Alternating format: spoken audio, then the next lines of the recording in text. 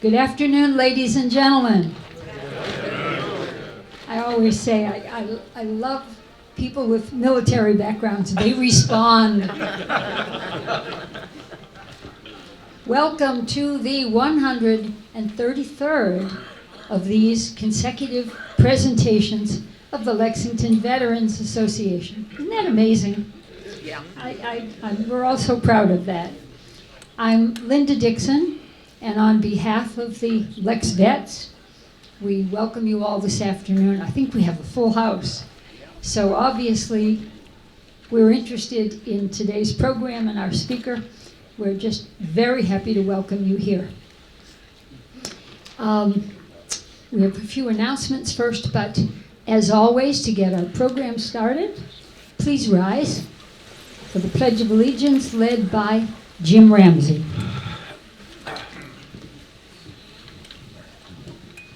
I pledge allegiance to the flag of the United States of America and to the republic for which it stands, one nation, under God, indivisible, with liberty and justice for all. Thank you.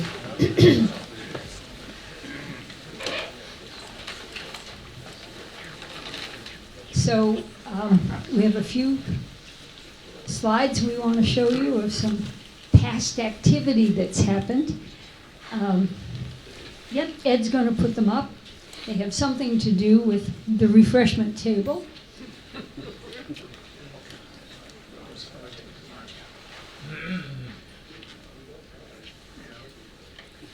So the slide on the left, I'm sorry, we'll dim the lights.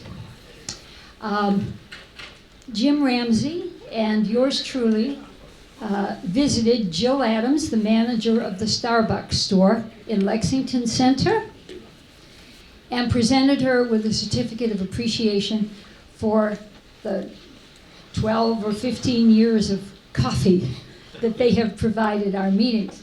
And Jill was so pleased, she put the certificate right on the counter, right next to the donation basket for the Bedford VA hospital, which was already 2/3 full. Within just a few hours, warm-hearted volunteers had already filled the basket with books and electronic equipment for the veterans.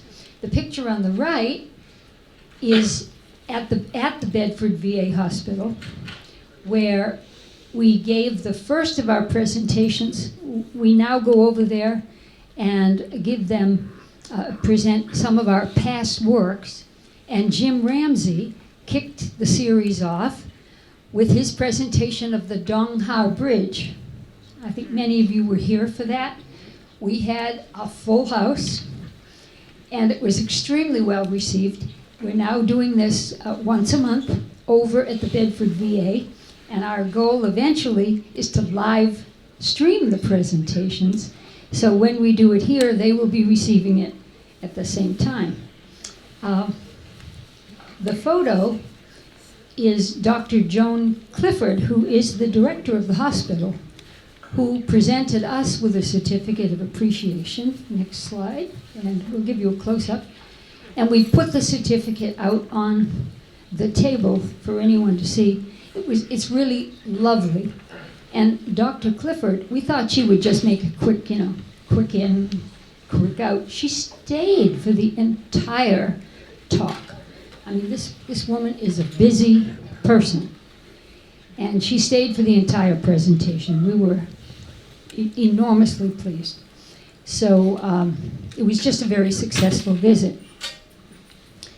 And before you move to the next slide, speaking of refreshments, there's just somebody I want to mention here today. There's a gal in the front row, and her name is Jerry O'Neill. Now, Jerry herself is not a veteran, but she's got military in her family out the wazoo, right? You were telling me your first husband was a Marine, second husband was in the Navy, brother was in the Army, and that's only the beginning. Well, Jerry is a baker. She's a very talented baker, And I think you told me that you try to bake at least once a month, and she times her baking to the Saturday before our monthly programs. So she always has something nice and fresh to bring to our meetings. And today it's brownies. And she's been doing this for a very long time. So I think I would like Jerry to stand up, and we should all recognize Jerry.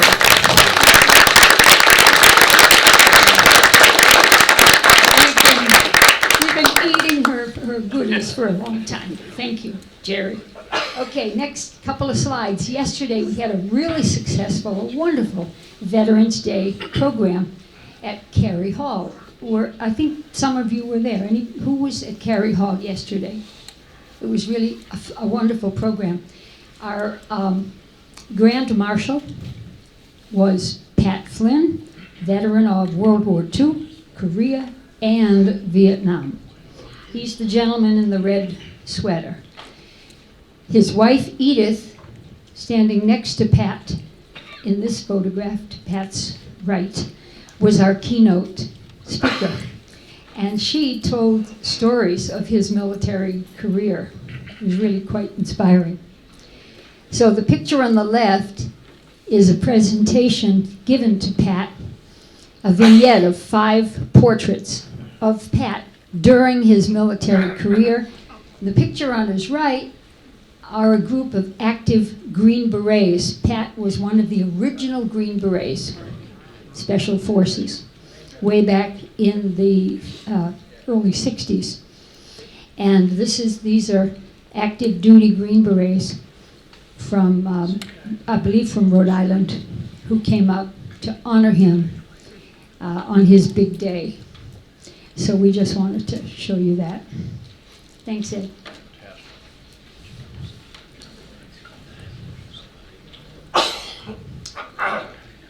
Okay, let's see. Now, just on a serious note, we have lost one of our regular. Lorraine, do you have something? Are you going to have me say something? I am, but I just want to have one more thing. Well, why don't we have Lorraine make her announcement, and then we're going to have a moment of silence. But come on up.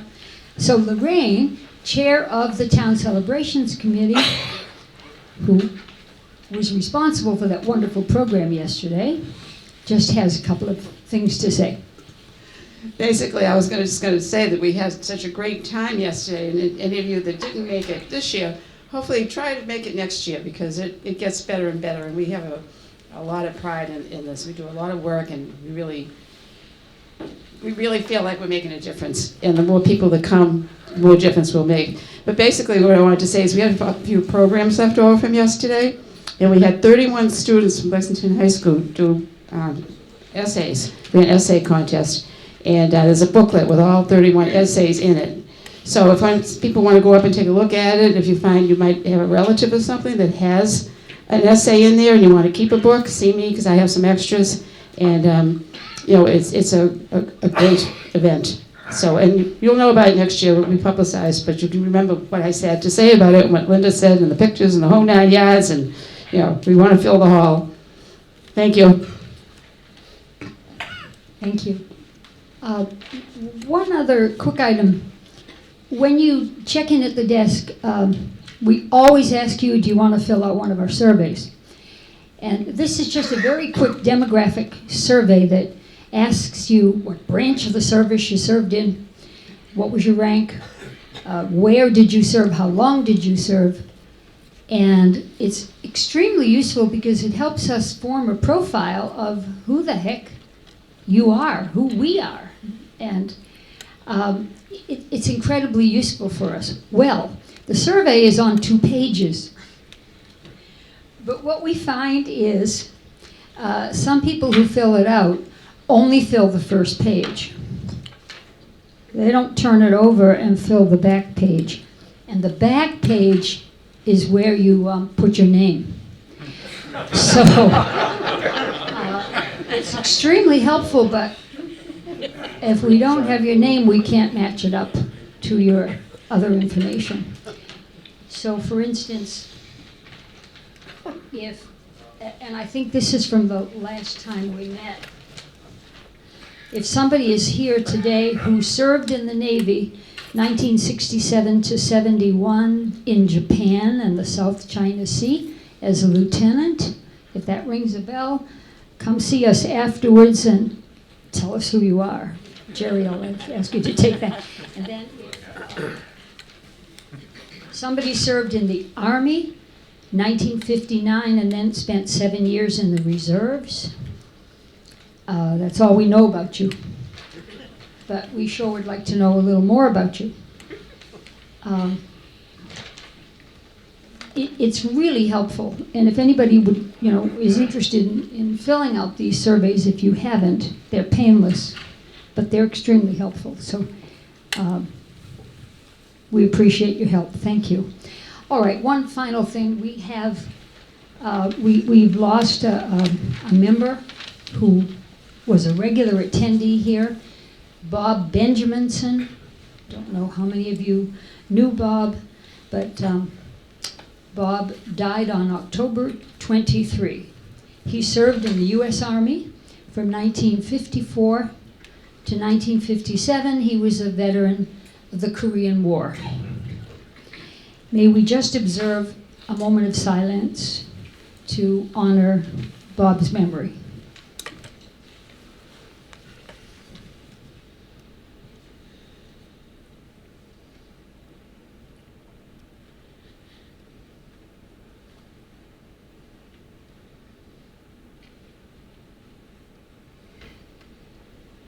Thank you. All right. Does anyone have any other announcements they want to share with the group? If not,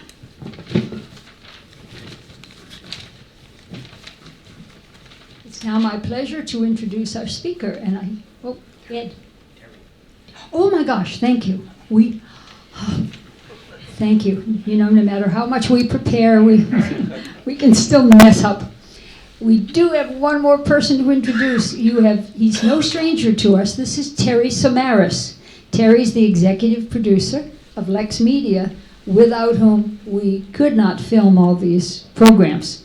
So we're delighted to have him here. Terry, take it away. Thank you, Linda. I just wanted to announce that Ed and myself and a few people over at Lex Media, we finally got the Lexington Mass Veterans Association YouTube channel up and running. If you go there and subscribe to YouTube, you'll see that all of the lectures from the past 10 years, I think dating back to at least 2010 right now, are all up there on YouTube. So if there are any lectures you want to rewatch or anything like that, you're more than welcome to go over there, subscribe, and the more people that subscribe, the more visibility it would get. That's Lexington Mass Veterans Association on YouTube. And also, I know it's going to start getting cold here soon in the next couple months, and if you aren't able to make any of the lectures here, we are starting to go live with these lectures as well.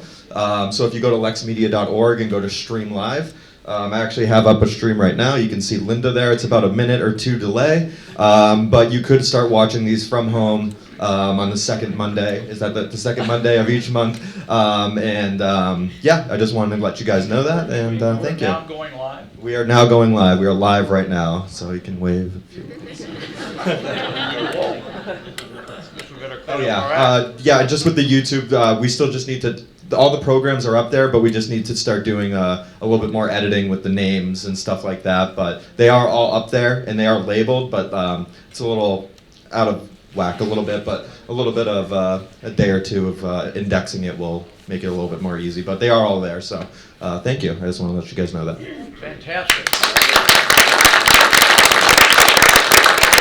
Thank you. And that represents, my friends, an enormous amount of work, and largely on the part of Mr. Ed Lo-Turco. Let me tell you, behind the scenes, just a ton of work. And we improve on it every day, but we're getting there. We are moving into the 21st century. Thank you, Terry. Thank you, Ed. Okay, now, there's a seat up here rather than have you stand. And we have, is that an available seat? Okay. So we have, okay, so if anybody else comes late, we have 2 seats, right? We can offer them? Good. It's now my pleasure to introduce our speaker, Lieutant. Lieutant was born in North Vietnam into a Chinese family. The family moved to South Vietnam, where Lieutant began studying architecture as a university student. Now, this was in the mid to late 1960s, at the height of the Vietnam War, when Saigon particularly was in turmoil. As the war intensified and the communists gained strength, Lieutant was drafted into the South Vietnamese Army. This was in the early 1970s. And because of his prior experience in the Civil Engineer Corps, he was assigned as a lieutenant in a Corps of Engineers near Saigon. By 1975, South Vietnamese Army officers knew that the war was lost. Well aware of the mass executions taking place in neighboring Cambodia under the Khmer Rouge, they had no doubt what their fate would be at the hands of the North Vietnamese. Lieutant was offered a chance to escape, and he began a risky journey along with his father, his mother, and his fiancée. Okay, I think our 2 microphones, it's like the dueling banjos, it's the dueling microphones. And so, here, to tell the story of his former life, that journey, and the new life he found, is Lieutant Lee.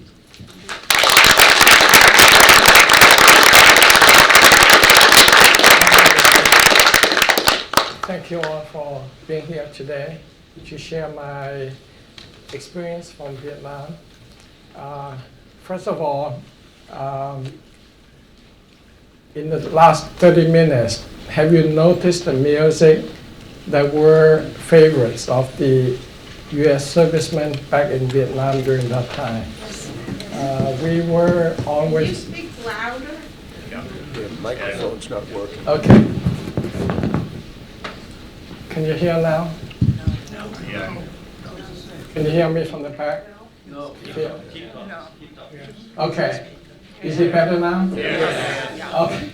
Sorry, it's the microphone and also my voice. But anyway, during those years, the FM station of the U.S. Army always broadcasted 24 hours the most recent popular music from the U.S. So those are really brought a lot of comfort to U.S. servicemen there, either fighting on the front or in during the R&R in Saigon or somewhere. And also the young people in Vietnam at that time were also very much fascinated by those music. So that's what I presented before this talk.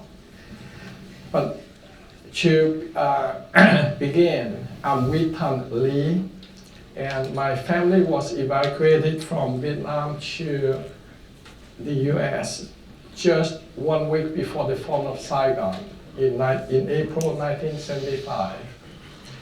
My own family moved from California to Boston in 1984. What I'm going to tell you today is mostly a remembrance of my youth during a tumultuous time in history. And it's not meant to be political in any way. And the recent Vietnam War series pretty much set the time frames and background of what we went through during that time in Vietnam. Before I start, I would like to say thanks to the brave U.S. servicemen who got injured or lost their life while serving their country during that time. So to begin, I'm going to give a little history background of my youth. I was born, okay, I lost the mic. Okay. I was born in October 1949 in North Vietnam. And during that same month, following a civil war, Chinese communist leader Mao Zedong declares the creation of the People's Republic of China. In January 1950, the People's Republic of China and the Soviet Union formally recognized the Communist Democratic Republic of Vietnam, and both began to supply economic and military aid to communist resistance fighters within the country. In February 1950,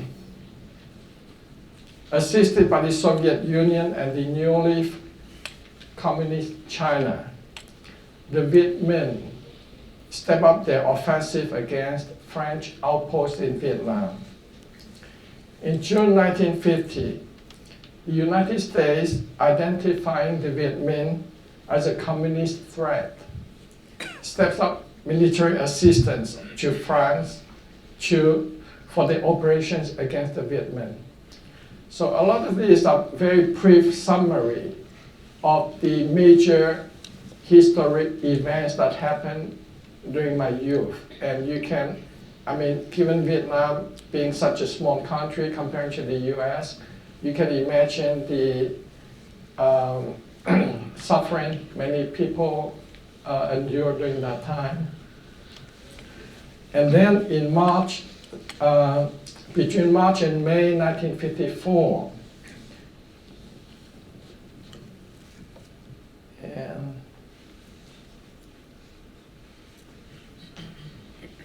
okay, this is better.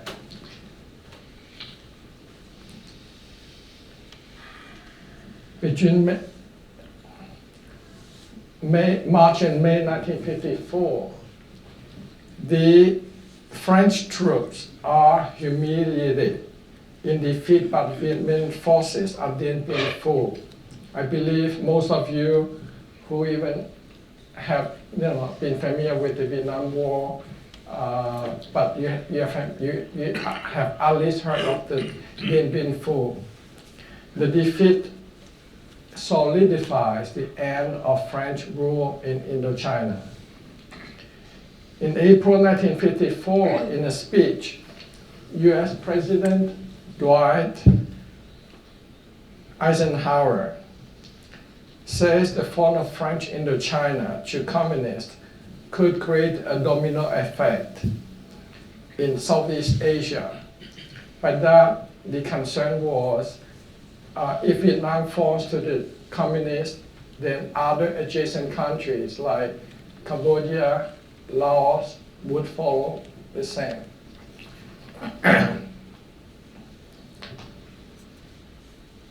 The so-called domino theory guides US thinking on Vietnam for the next decade. From 1954 to 1975, okay, this is a photo of the defeat of French troops at Dien Bien Phu.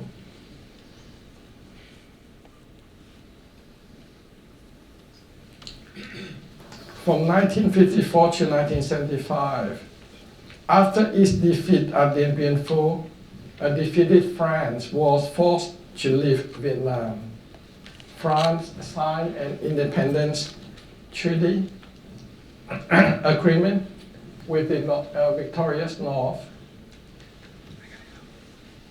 to divide Vietnam into two parts. The North Vietnam, under the governing of the communist government, and the South Vietnam. And now, where the capital is at Saigon, now named Ho Chi Minh City.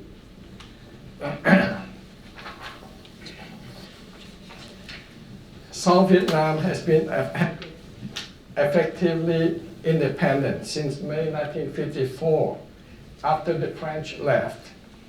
And Ngo Dinh Diem, the South Vietnamese president at that time, declared a republic after he became president through a questionable election in 1955. South Vietnam at that time was heavily backed by the US, which saw it as a bulwark against communism. In February 1962, Ngo Dinh Diem survives a bombing of the presidential palace in South Vietnam by two dissident Republic of Vietnam Air Force pilots.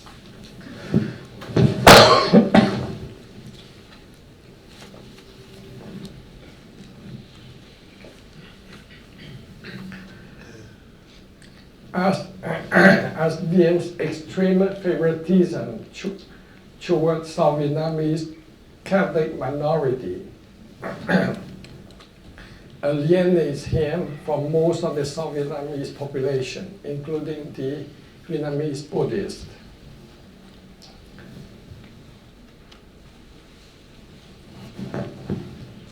June 1963, a 73-year-old monk immolates himself while sitting at a major intersection in protest, leading other Buddhists to follow suit in coming weeks. The United States, already declining confidence in Diem's leadership, continues to slide. This particular intersection is really in front of the Cambodia embassy and also in front of a French middle school, Lycée Colette.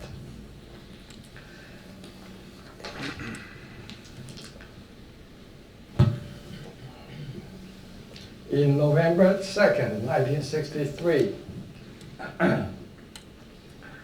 the United States backs the South Vietnam military coup against the unpopular Diem, which ends in the brutal killing of Diem and his brother, Ngo Dinh Diem.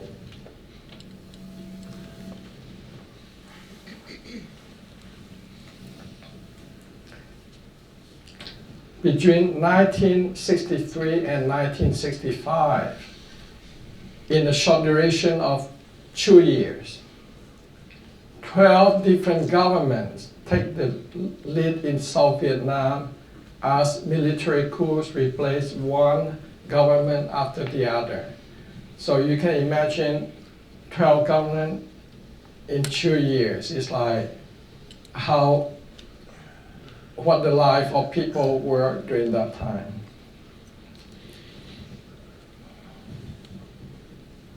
And that's the assassination of Diem and his brother.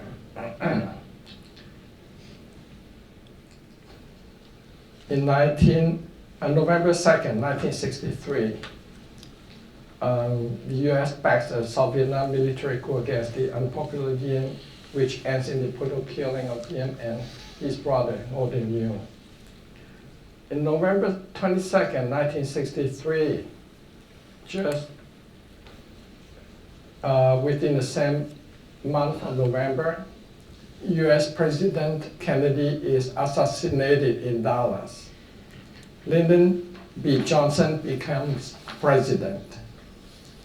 In September 1967, Nguyen Van Thieu, at the time was a military general, wins the presidential election of South Vietnam under a newly enacted constitution.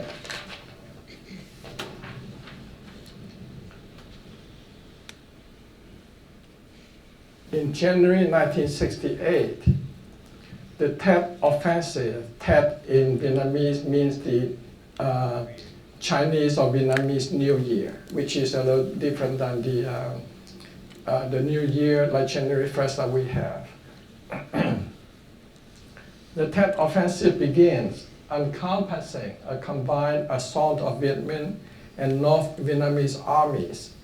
Attacks are carried out in more than 100 cities and outposts across South Vietnam, including Hue and Saigon. And the U.S. Embassy is attacked. That's the U.S. Embassy in Saigon. The effective bloody attacks shocked U.S. officials and marked a turning point in the war and the beginning of a gradual U.S. withdrawal from the region. This is another shot of the attack of the U.S. Embassy with some of the communist bodies on the ground. In January 27, 1973, President Nixon signs the Paris Peace Accords, ending direct U.S. involvement in the Vietnam War. The Vietnamese accept a ceasefire, but as U.S. troops depart Vietnam, North Vietnamese military officials continue plotting to overtake South Vietnam. April 1975, the Communist Party of Cambodia, otherwise known as the Khmer Rouge, took control of Cambodia. A few days after they took power in 1975, the Khmer Rouge forced perhaps 2 million people in Phnom Penh and other cities into the countryside to undertake agricultural work. Thousands of people died during the evacuations. The regime murdered hundreds of thousands of their perceived political opponents. Ultimately, the Cambodian genocide led to the deaths of 1.5 to 2 million people, around 25% of Cambodia's population at that time. And with this event, you can imagine the state of mind of the people in South Vietnam. With the communists from the north advancing, and with the loss of Cambodia to the Khmer Rouge, and with the massacre that occurred there, most people in South Vietnam, they were affected mentally. It's like, what is going to happen to us when the communists took over? April 1975, in the fall of Saigon, the capital of South Vietnam is seized by communist forces, and the government of South Vietnam surrenders. U.S. Marine and Air Force helicopters transport more than 1,000 American civilians and nearly 7,000 South Vietnamese refugees out of Saigon in an 18-hour mass evacuation effort. So 1 week before that, April 30th, 1975, was the time that I was evacuated out of Vietnam. And now following is the story of my family.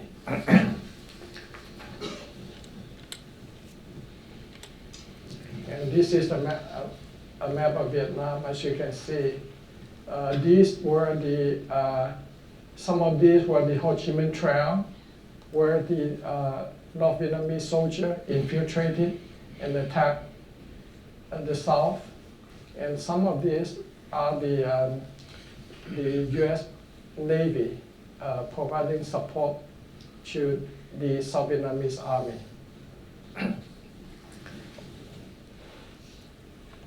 My parents, my father, originally from Guangdong, China, was a successful businessman in Vietnam. My mother, also originally from Guangdong, China, was an educator for her children.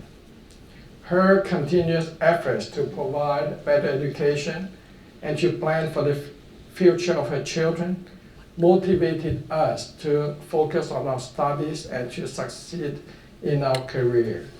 So as you can imagine, soccer or field time were very limited. We had at times at home to study Vietnamese to us Chinese as a foreign language, and then we also had to study French and English. My youth, when I was still in primary school, and my bigger brothers in junior high school levels, Chinese diplomas were no longer recognized in South Vietnam. At that time, the government of Taiwan provided a few flights for Chinese students to pursue their studies in Taiwan, but these flights were short-lived. My mother then planned a trip to Hong Kong by boat via Macau to bring her 6 sons out of Vietnam. As you will see as I continue in my presentation, I mentioned a lot about the efforts of my mother toward helping her children. My mother then planned a trip to Hong Kong by boat via Macau. So Saigon or Ho Chi Minh City is right here. So we made a trip by boat going out of the Saigon River into the South China Sea, and then went back the Mekong River to Phnom Penh, where we stayed a few days for the boat to pick up castles, pigs and buffaloes. And then we went back into the South China Sea, and then we landed in Macau, and then we took ferries to Hong Kong. So that's the journey when we made by boat. The journey took us from the port of Saigon, sailing out to the Pacific,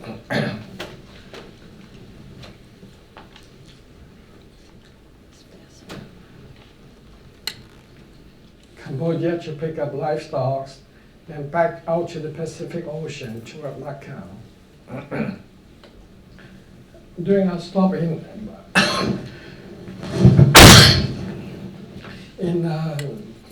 Phnom Penh, we had the opportunity to visit the royal palaces, in particular the Silver Pagoda with solid silver floor tiles, also named the Temple of the Emerald Buddha. Excuse me.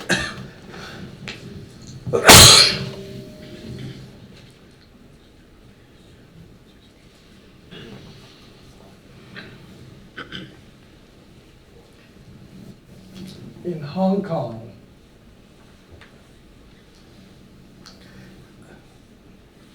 after my 4 elder brothers got admitted successfully to various high schools, my mother brought myself and my younger brother back to Vietnam.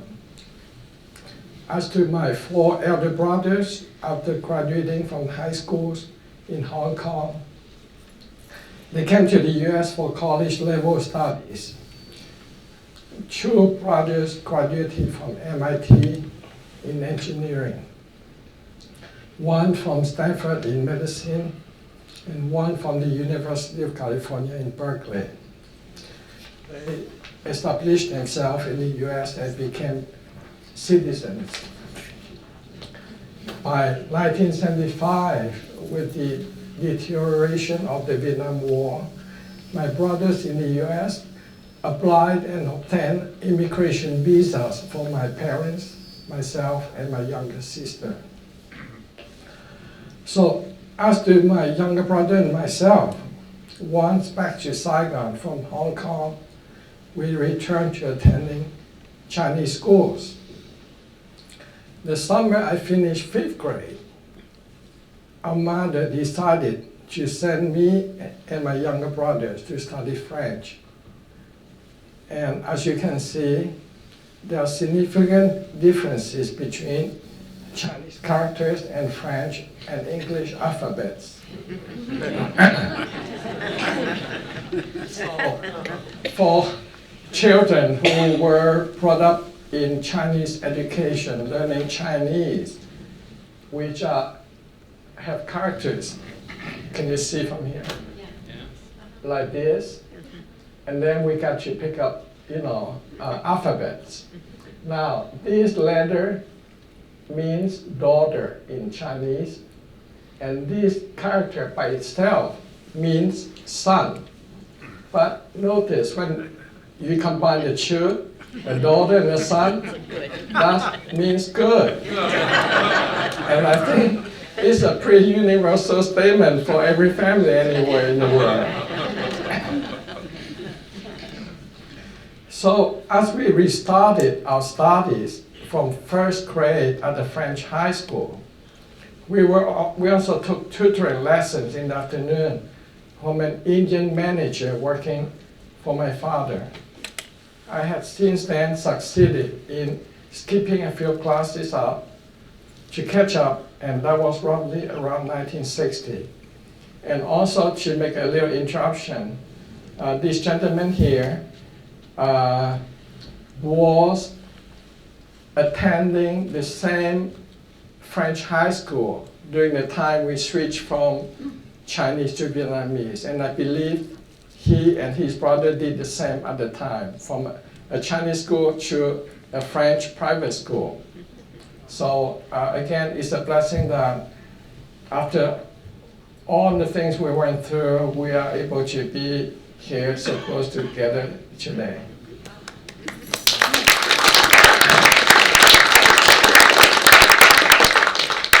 So during our youth, we lived through the tumultuous times when President Diem in South Vietnam was overthrown and assassinated in 1963.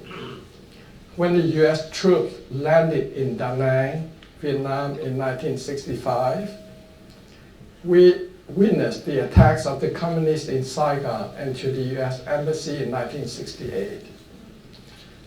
After graduating from the French high school in Saigon, because of my military age, I had to stay in Saigon and study architecture in 1969. During the same year, at graduation, Keen's brother was my classmate. And instead of enrolling at the local university, he volunteered to serve in the South Vietnamese Air Force. And he was sent to the US for training for piloting C-130. And then he went back and served in Saigon. And during that time, occasionally, because my house was located near the airport, occasionally on his way back home from the airport, he would stop by and say hi. So that's, again, what happened during that time. So I had to stay in Saigon and study architecture in 1969.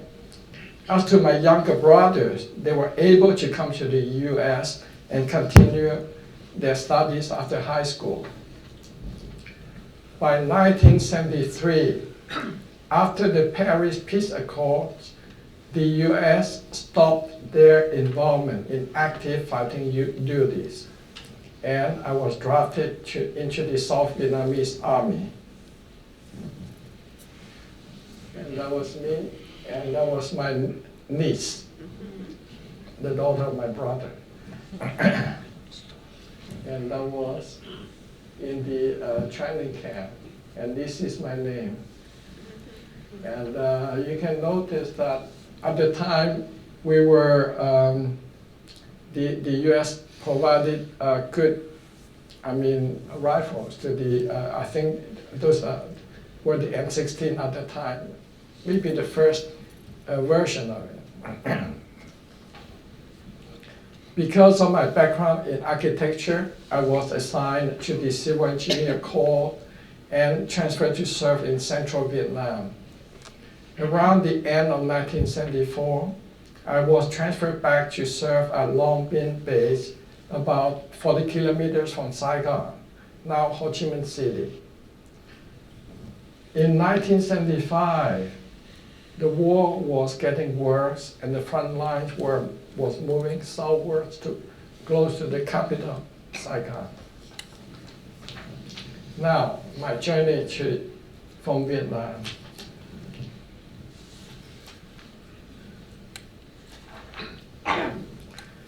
At that time, toward the end of, in April 1975, as you can remember from the historic background that I presented earlier, there was the fall of Cambodia to the Khmer Rouge, and then, we were there toward the end of April 1975. At that time, I was a lieutenant with the South Vietnamese Army Corps of Engineers, stationed at a military base in Long Binh, outside of Saigon. In April 1975, the government troops receded as communist armies advanced closer and closer to Saigon. At that time, everyone pretty much knew that the fall to the communist was imminent, but nobody knew when. News of the recent massacres that occurred after the takeover by the Khmer Rouge in Cambodia weighed heavily in the mind of South Vietnamese people. Approximately 1 week before the end of April 1975, around noontime, my future father-in-law, who was a high-ranking officer in the South Vietnamese Army, contacted me at my camp and asked me to leave the base by all means to go back home in Saigon. That was a signal set up between us that we had to leave Vietnam somehow. I obtained a 24-hour pass to leave the base under the pretext that my father was severely ill and hospitalized. I got out of the camp and waited on Highway 1 for a bus to Saigon. Now you can see what those buses look like. Okay, so what were my chances of getting a seat in any of this? I mean, even on the roof. So that was the situation I was in. But just even before I had a chance to find a spot on a bus, a motorcyclist, one of these people, stopped in front of me and asked whether I needed a ride. In Vietnam, during that time, and even today, it was not uncommon for motorcyclists to make a little money offering a ride on a motorcycle. So what would I say, right? I just hop on the bike, and it turned out that these guys saved me lots of aggravation on my way back to the capital. To stop the influx of refugees and soldiers, because you can see there may be soldiers, into Saigon, many roadblocks were set up by armed military policemen to stop every single bus going toward Saigon. The soldiers retreating from the front lines were redirected back to their combat units, and refugees to various refugee camps. Since we were on a motorcycle, we simply cruised by without any trouble, and I returned home safely in the afternoon. Once back home, I learned that Bob Pongesma, again, this talk today may appear to be like a talk about myself, but it's more a talk about Bob Porgesma, who saved my family and myself out of Vietnam. I learned that Bob Porgesma, the brother-in-law of one of my brothers living in Los Angeles, obtained passes from the US Embassy for my family to get airlifted to leave Saigon. Bob contacted my father and instructed my family to pack lightly and be ready to leave, to evacuate.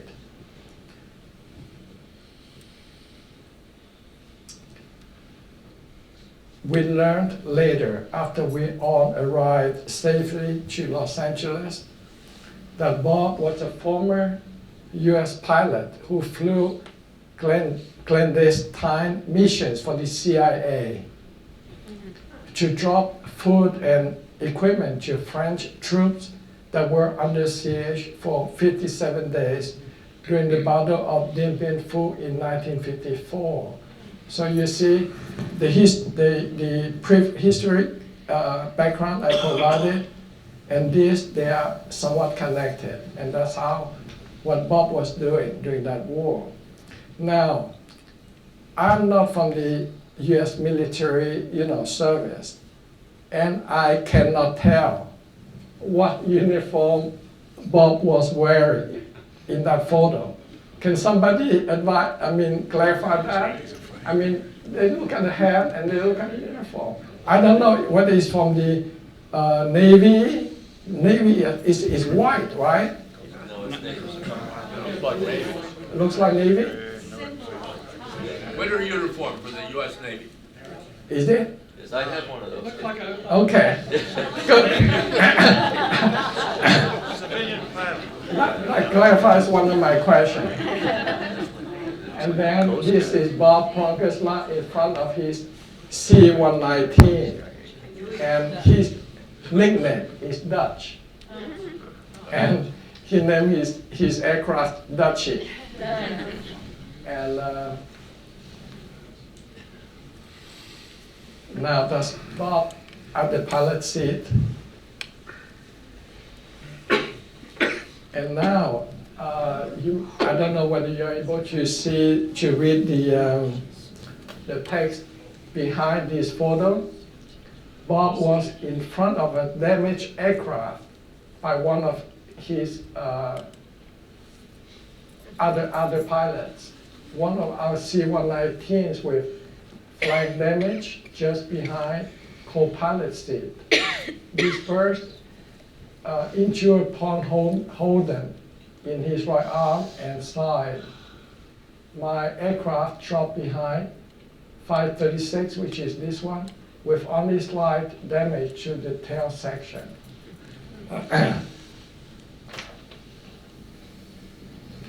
And Bob Porgesma, after his retirement in Las Vegas, he was honored for the CIA missions that he accomplished to help the French troops.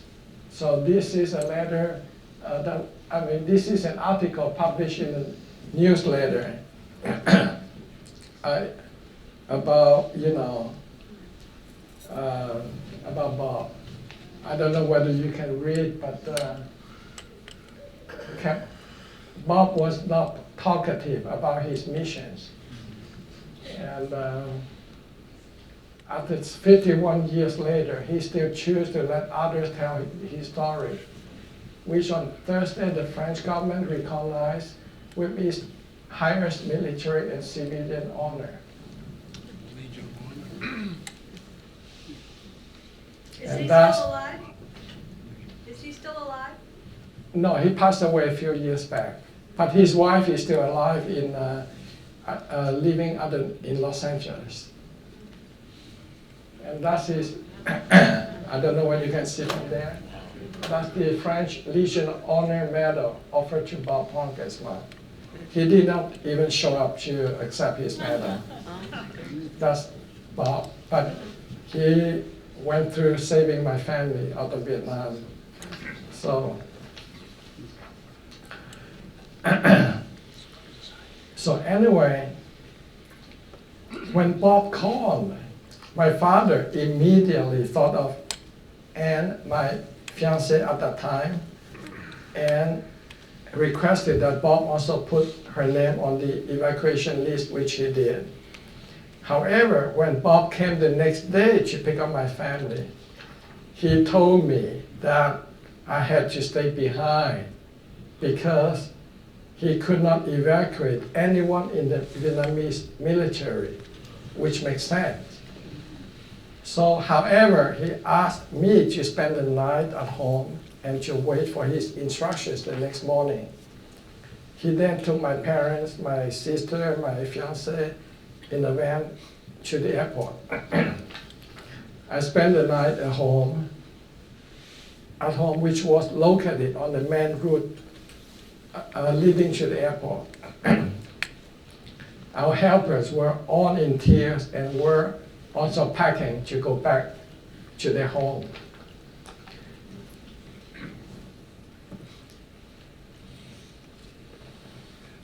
The next morning, Bob called and asked me to go to restaurant he ran up the street from our home. I left immediately and met at that place another American who was a local US bank manager. He added my name on his list together with a few other military officers whose spouse worked for his bank. This group attempted to leave with their family once, but were stopped by military policemen just before they boarded the evacuation airplane.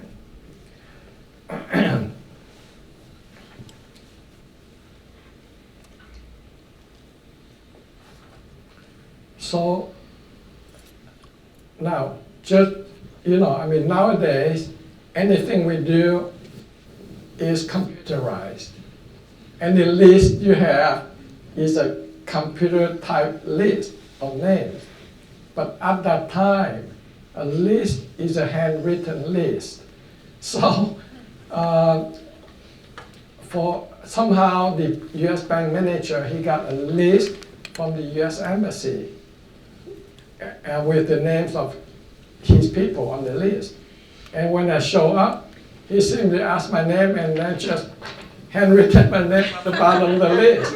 It's like, okay, that's, I couldn't ask for any better.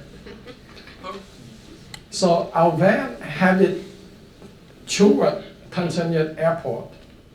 We were stopped at the gate by armed Vietnamese policemen to check documents. All I could remember was the driver handed the policeman the documents with our name on it and a big fat envelope underneath it. Well, I suppose you laugh because you guess what it is inside. And just as the policeman looked to the envelope, the driver stepped on the gas and the van sped away through the gate inside the airport and toward a U.S. Air Force base, because then that's where the U.S. have jurisdiction. Inside the air base, I found my parents and Anne awaiting for their flight, which would leave in the afternoon. I was put on a later flight along with the other people in my group in the middle of the night. When our turn to leave came, I anxiously boarded the bus first, but did not know that the first one to board had to sit way in the back of the bus and would be the last one to get off. I also recall that as the American bank manager boarded the bus with us, he spoke to the Marine bus driver for a little while, for a reason I could only figure out later. As our bus headed toward a U.S. Army Transport C-130 with its engines running on the tarmac, we noted a few Vietnamese military policemen posted there to check the passenger before they boarded the plane. At the last minute, as our bus approached this aircraft, our driver changed direction and headed toward another aircraft quite a distance away, also with the engines running. The Vietnamese military policeman noted his maneuver and immediately ran toward the other airplane. But you know, in an airfield between airplanes, there's quite a long distance between the two. By the time they got to our airplane, most people already boarded except me, who sat way in the back of the bus. So I said, okay. Fortunately, as the military policemen were catching their breath, I had just enough time to step safely onto the tailgate of the airplane, which pretty much was out of their jurisdiction. Because you can imagine the aircraft with the tailgate down, and the bus was just stopped next to the gate. So our plane took us directly to Manila, where we spent a night at the U.S. Clark Air Base. Anybody has ever stopped there among us? Okay. Now the Philippine Army is no longer there. I think the Philippine government took it back. I can still remember drinking the well-known San Miguel beer with my fellow passengers to celebrate our safe departure from Saigon. The American bank manager put us next on a flight from Manila to Guam, to another U.S. air base on Guam Island. During all that time, on this time, I lost contact with my parents, even though they were also in the same camp at Guam. It was at Guam that we learned the loss of, these were the books that have some stories about Bob Ponkersmas, during that time. So it was at Guam that we learned the loss of South Vietnam to the north. With the help of the American bank manager, I got processed quickly through immigration and boarded a plane to Camp Pendleton near Los Angeles. From Camp Pendleton, I contacted my brother and took a bus to Los Angeles airport, where he picked me up. My parents and Anne arrived to the US about 2 weeks later, mostly for the reason that even though my parents and my sister, they have immigration visas to come into the US, but my fiancée Anne at the time didn't have any paper. So they had to process her as a refugee to come in. That was my journey to America when I was 25 years old. My parents and I would not be able to come to the US were it not for the help of Bob Ponkersma and the US bank manager, whom we had lost contact after our arrival to Los Angeles. Now, after our arrival to California in 1975, under the guidance of my 2 younger brothers, who were studying at UC Davis, Anne and I applied and also got admitted to UC Davis, thus University of California at Davis. Anne continued her studies toward a master's degree in chemical engineering, while I pursued my bachelor degree in civil engineering at Davis. Then my master's degree in structural engineering from UC Berkeley. And since graduation has been involved with research work for manufacturing of artificial kidneys for blood filtration. While I practiced structural engineering design of buildings after fulfilling registration requirements of various states in the US. I was involved in June 1991 to the renovations of the head shell. So at the time, they installed a new soundboard, and also my work was involved with analyzing the shell for a new layer of concrete roofing and waterproof. I was also involved with the orchestra pit renovations at the Wang Center in Boston. Now it's no longer called the Wang Center. Okay, yeah, right. Outside, Stephen Lee graduated among the top of his class of his promotion from Bedford High School in year 2000. He went on to Harvard College for his bachelor degree in engineering. He then completed his master's degree in education from the Harvard School of Education.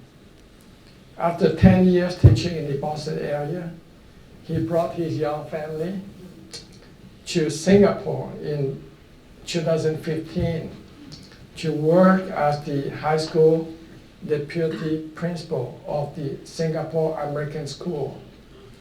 Beginning the 2019 school year, he was promoted to serve as the high school principal. So to us, that means another few more years away from Boston for us. We have been back to Hanoi, Vietnam once in year 2011 to attend a conference in water filtration with a group of scientists in this field from France. After the conference, we traveled from the north to the south of Vietnam to visit many places we were not able to see during the war. This is on a boat in Ha Long Bay, North Vietnam. And this was the South Vietnamese presidential palace, but now I believe it's just a museum of some sort.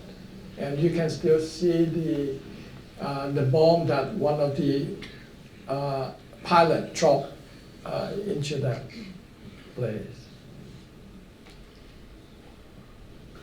And we also visited Hong Kong, and for what is that place is the top of the Victoria Peak. And for those of you who have watched the movie Love is a Many Splendid Thing by William Holden and I forgot her name. Yeah. Jennifer. So we were also in Alhambra Palace in Spain. And we were at the USS Arizona Memorial in Pearl Harbor. The first visit, we were able to board inside to look at various displays. But last year, we were not able to because they had to do some renovations. But from the inside, you can still see oil leaking from some of the chimneys just next to the memorial. And we also had the opportunity to visit Versailles with the pyramid. And late but not last, we were in Athens, Greece, and visited the Acropolis 2 weeks ago. 3 weeks ago. And this is one of the theater, and you can imagine on the ceilings, and then the theater. And this is the old temple Athena. And, well, we still have old high school friends who have remained in Vietnam after 1975. Most have survived the first few years immediately after the fall of Saigon. A few have prospered in business afterwards. We both have retired now, and we've been traveling to Singapore for annual visit to our grandkids and to other areas. And to conclude my talk today, I'd like to say that I always have utmost appreciation and respect for the young students who volunteer to join the ROTC program during their high school years, then go on to join the military after graduation to serve this great country. Thank you all for being here to share my experiences in my youth from Vietnam.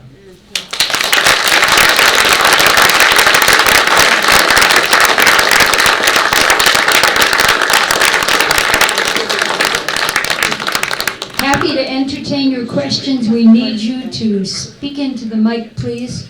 All right, Phil, you'll go first. Tom, you're second.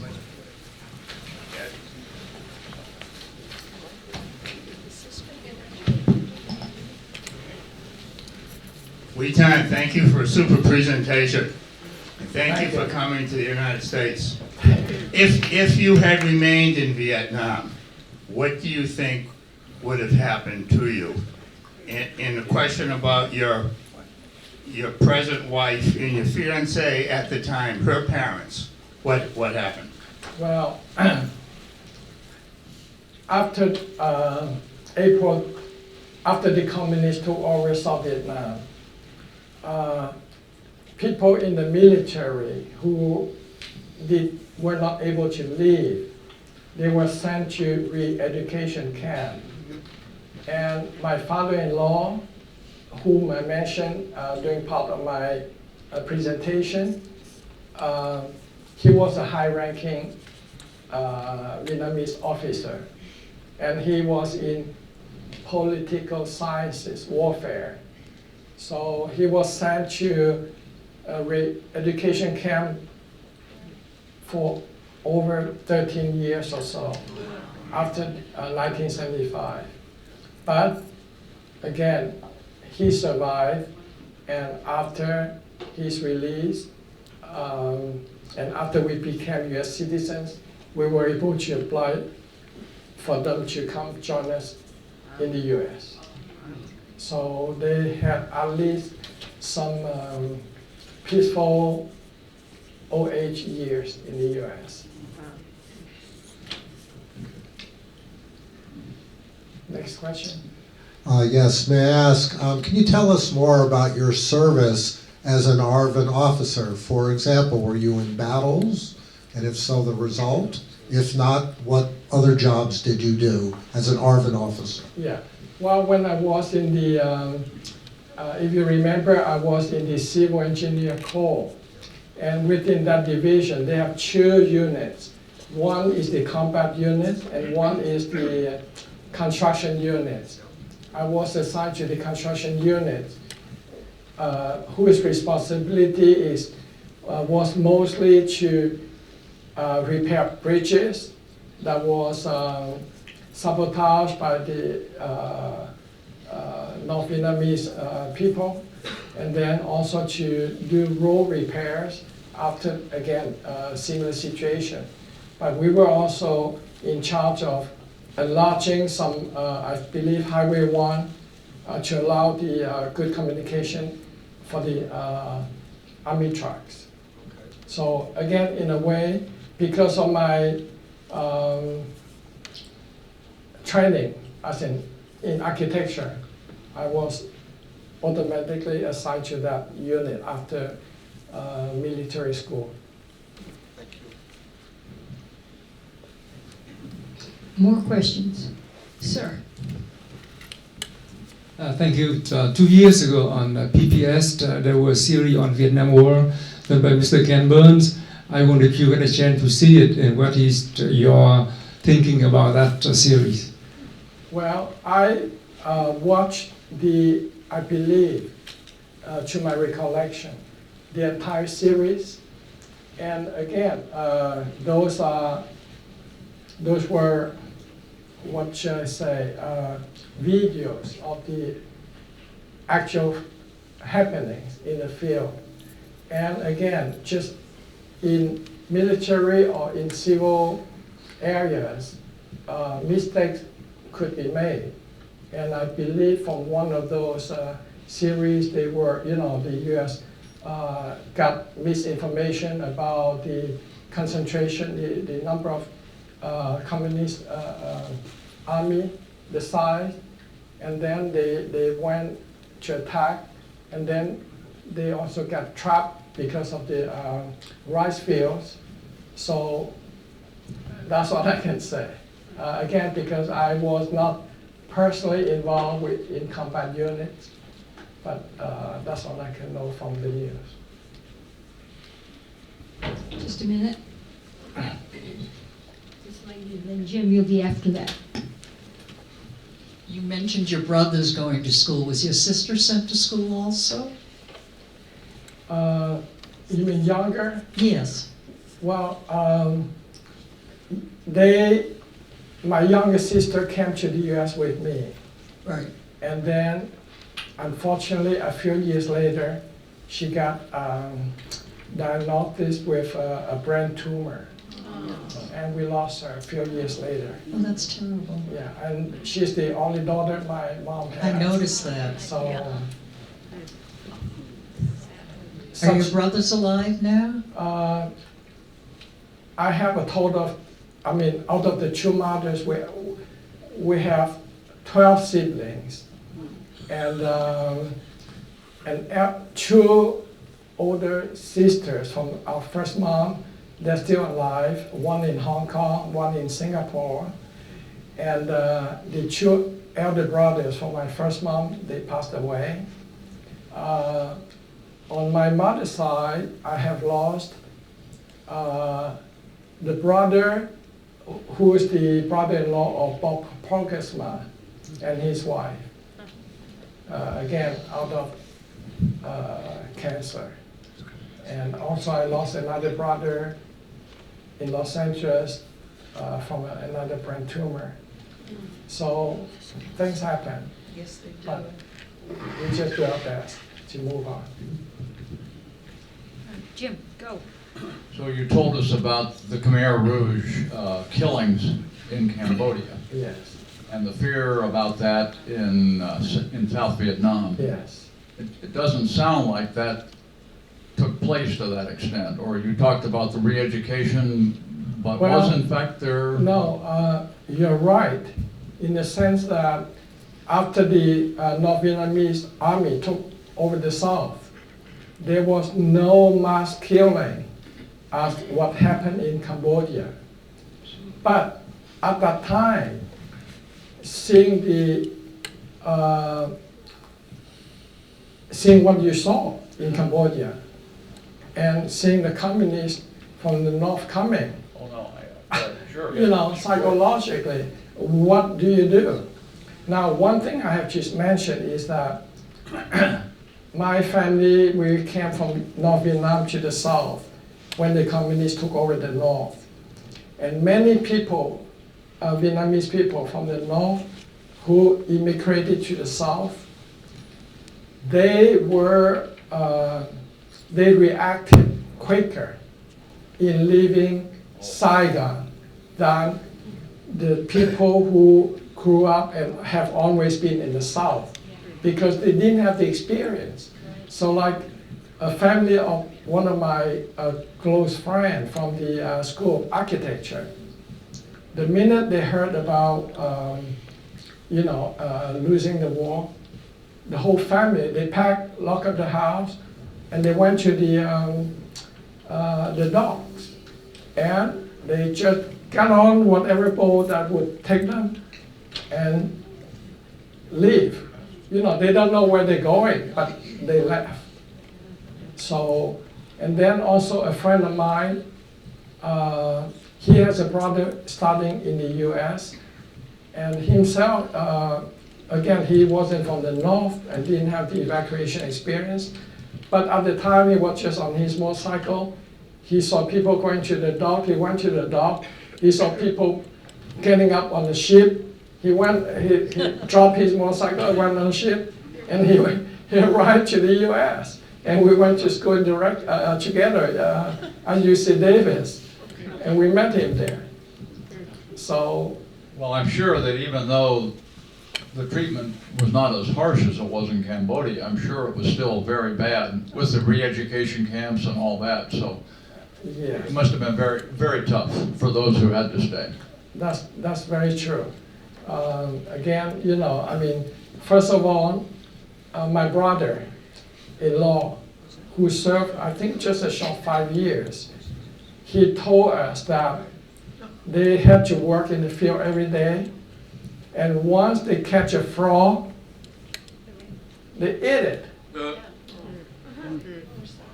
That's the only source of protein. Otherwise, you have maybe some rotted rice or whatever. So, and then, yeah, thank you. Next question right here. Well, actually, I was going to ask if you had learned any more details about the re-education camps, so I'm not sure if you have anything to add on that other than what you just said. Well, to answer your question, what I have to say is, I personally didn't have those direct experience. So what I can tell you is from hearsay. So it's like, for my father-in-law, who has been in the camp for 13 some years, and they don't have enough food. And he has asthma. So, and without the spray, the proper medicine, it was very difficult. But, they manage and they survive. And one thing I learned was when my mother-in-law went through on the trouble of traveling from the capital to the camp to visit him, they don't recognize each other. They don't recognize each other because probably they have lost so much weight and everything. So that's all I can tell you as to how bad it was. When you talk to friends who are still in Vietnam, what stories do they tell you about life today in Vietnam that we don't get on the news here? Well, I don't believe that I learned more from them about Vietnam than on the news, but that's all I can tell you, because personally, if you ask me, I went back to Vietnam once to visit, but then we know that during the whole trip, our tour guide, they were communist officers or something. If we say anything wrong, we may be in trouble. So, and also, again, because we were on a tour, they arranged, for us to stay in places that they feel that, we are safe. But, meeting my old colleagues back in Vietnam, some of them with connection, they make a lot of money. And some without a connection, they survive. But, like some friends from the architectural school, a few of them, they are very poor. And occasionally I send them a couple $100 now and then, and that helped them, last for a while. But the only concern is if they are ill, then That's the challenge. And because a friend of mine who continued to correspond with me, and one time I asked him, do you need any help? He said, if I got hospitalized someday, I may ask you to help. So that's how bad it is. It's like, you know. So did I answer your question? Right. Okay, you talked early in the speech about them playing American music on the radio and stuff like that. Now, have you ever heard of this, I believe near evacuation time, they played yes, the White Christmas. Frank Sinatra's White Christmas. Yes. Was that, now I've heard that was like for the servicemen to be ready to evacuate within 24 hours. All right. I was about, I didn't say that, but I'm aware of that. Oh. It's like, because, I mean, US servicemen, they know that on the radio station, you never play Christmas music. Thanks.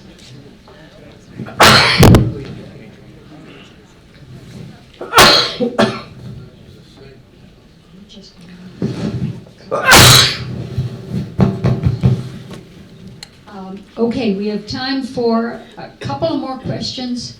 Luana, and then this gentleman will be the wrap-up.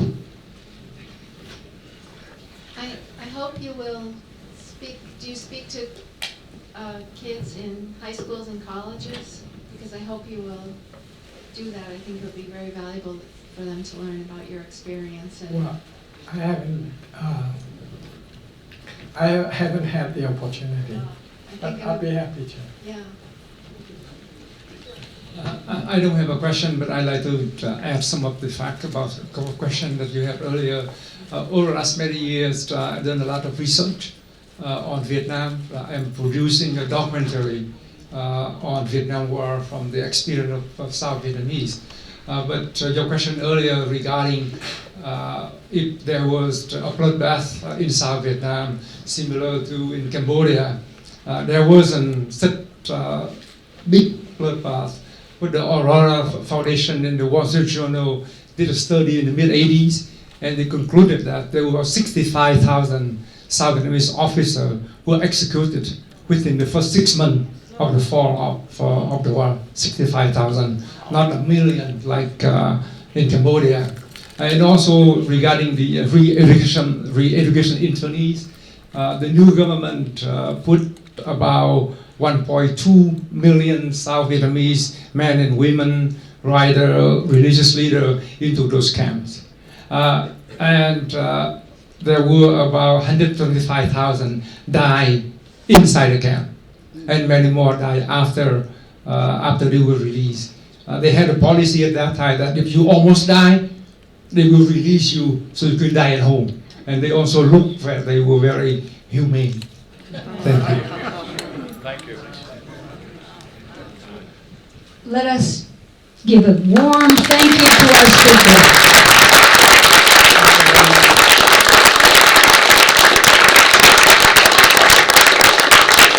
Thank you so much. I have to echo what Luana said. We need to have you tell your story more often to more groups. And just very quickly, next month, we are changing gears and we're going back in time to the Civil War, and we're going to visit a battle very few people have ever heard of, the Battle of Newmarket. Who's ever heard of it except Jim Wood? Oh my gosh, you're making liars out of me. The Battle of Newmarket. Okay, it's a wonderful little story, and we have someone, an expert from Virginia, who's coming up to tell us the story. See you next month.